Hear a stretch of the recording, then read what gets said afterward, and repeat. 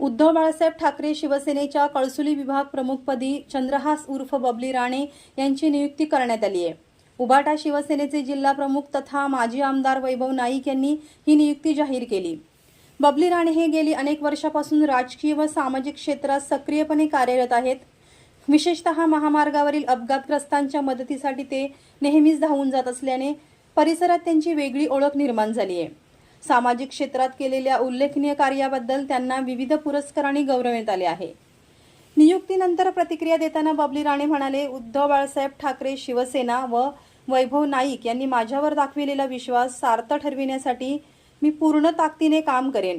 पक्षप्रमुख उद्धव ठाकरे यांना अपेक्षित असे संघटनात्मक कार्य करून पक्ष बळकट करण्यासाठी प्रयत्नशील राहीन असेही ते म्हणाले।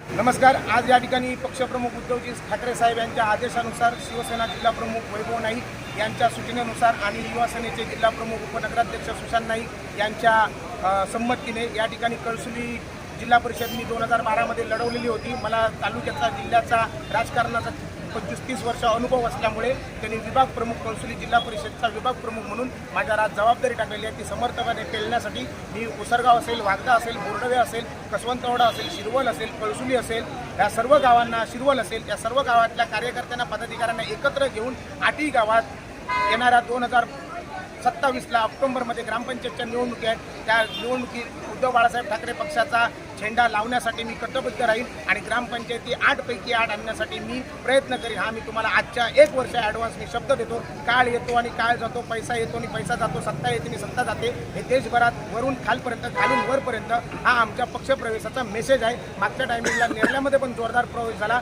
आता उलटी गिरती सुरू झालेली आहे। त्यामुळे या ठिकाणी उद्धव बाळासाहेब ठाकरे या पक्षाला 100% चांगली अवस्था येण्यासाठी आणि चांगले दिवस येण्यासाठी आम्ही सिंहाचा नाही खारीचा वाटा आम्ही कळसुली विभाग आणि उसरगाव विभाग आम्ही पूर्णपणे समर्थपणे घेऊ।